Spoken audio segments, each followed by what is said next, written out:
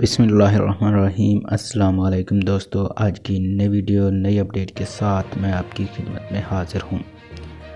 آج میں آپ کے ساتھ ایک سپریم کورٹ کا جو فیصلہ ہے وہ پیش کرنے والا ہوں۔ وہ تقریباً 22 پیجز پر مکمل تھا، لیکن میں آپ کو یہاں پر اس کی مکمل ڈیٹیل بتاؤں گا کہ اس میں کیا کچھ کہا گیا ہے، جو کہ تمام سرکاری ملازمین کو جاننا بہت ضروری ہے۔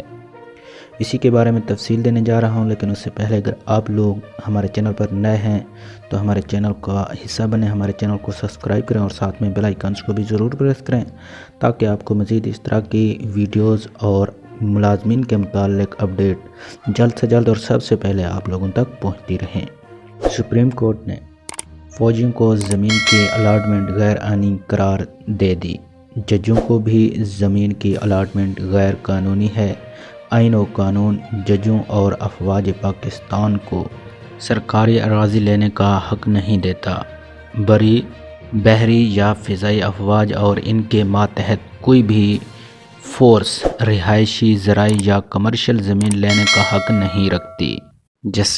جسٹس قاضی فائز عیسیٰ کا ایک اور تاریخ ساز فیصلہ سپریم کورٹ نے federal government employees housing foundation کی جانب سے زمین حاصل کرنے کے معاملہ پر فیصلہ سناتے ہوئے اسلام آباد ہائی کورٹ کے فیصلے کے خلاف اپیلیں منظور کر لیں۔ Federal government employees housing foundation نے اسلام آباد ہائی کورٹ کے فیصلے کے خلاف اپیلیں دائر کی تھیں۔ اسلام آباد ہائی کورٹ نے فیڈرل امپلائیز ہاؤسنگ فاؤنڈیشن کا زمین حاصل کرنے کا اختیار ختم کر دیا۔ عدالت میں مختصر فیصلہ جسٹس مشیر عالم نے سنایا۔ 90 صفحات پر مشتمل تفصیلی فیصلہ، جس میں جسٹس قاضی فائز عیسیٰ کا 27 صفحات پر مشتمل اضافی نوٹ بھی شامل ہے، جس میں انہوں نے آبزرویشن دی ہے کہ ملک کا آئین اور کوئی بھی قانون ججوں اور افواج پاکستان کو یہ حق نہیں دیتا کہ وہ زمین لیں، اور کوئی بھی قانون اس بات کی اجازت نہیں دیتا کہ چیف جسٹس اور جج صاحبان زمین لینے کے حقدار ہیں۔ انہوں نے اپنے اضافی نوٹ میں مزید کہا کہ حکومت کا جج صاحبان کو پلاٹ دینا ان کو نوازنے کے مترادف ہے۔ عوام کی نظروں میں جج صاحبان کے ساتھ کو برقرار رکھنے کے لیے خود مختار عدلیہ انتہائی ضروری ہے۔ انہوں نے کہا کہ زمین کے حصول کی 3 شرائط ہیں۔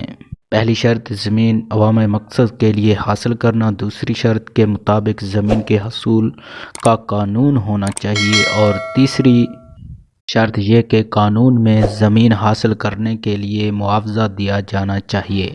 انہوں نے کہا کہ جہاں تک عوامی فلاح کے لیے زمین حاصل کرنے کا سوال ہے تو یہاں آئین خاموش ہے۔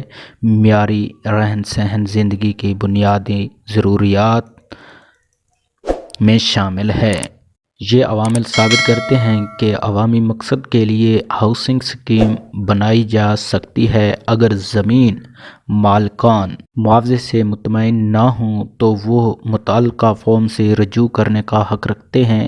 کوئی وکیل یا سرکاری ملازم ایک پلاٹ سے زیادہ پلاٹس لینے کا حقدار نہیں۔ جسٹس قاضی فائز عیسیٰ نے مزید کہا کہ کسی مخصوص قانون کو شامل کیے بغیر وزیر اعظم سمیت کوئی بھی اپنے سبکدادی اختیار استعمال کر کے کسی کو پلاٹس نہیں دے سکتا۔ کم آمدنی والے سرکاری ملازمین اور جونیئر افسران کے لیے کم قیمت پلاٹس دستیاب ہونے چاہئیں۔ بحری اور فضائی افواج یا ان کے ماتحت کوئی بھی فورس رہائشی، زرعی یا کمرشل زمین لینے کا حق نہیں رکھتی۔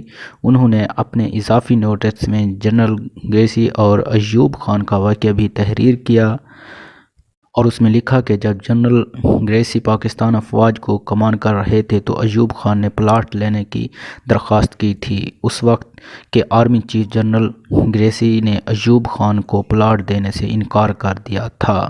حیران کن طور پر ایک برطانوی افسر نے اس ملک کی زمین کو اسی دھرتی کے سپوت سے بچایا۔ جسٹس قاضی فائز عیسیٰ کے مطابق شجاع نواز نے اپنی کتاب میں لکھا کہ فوج اور سول بیوروکریسی میں ایک سے زائد پلاٹس کا کلچر عام ہے۔ گزرتے وقت کے ساتھ ساتھ فوج میں ایسی سویٹ ہارٹ ڈیزلز کو قابل قبول بنایا گیا۔ انہوں نے لکھا کہ آئین کے تحت سرکاری، سول اور فوجی ملازمین مساوی حیثیت رکھتے ہیں۔ سول سرونٹ 60 سال، ہائی کورٹس کے چیف جسٹس 62 سال کی عمر میں ریٹائر ہوتے ہیں، جبکہ سپریم کورٹ چیف جسٹس اور جج صاحبان کی ریٹائرمنٹ کی عمر 65 سال ہے۔ جسٹس فائز عیسی نے اضافی نوٹ میں لکھا ہے کہ اگر ججوں کے پاس رہنے کے لیے جگہ نہیں تو انہیں زندگی گزارنے کے لیے معقول پنشن دی جاتی ہے۔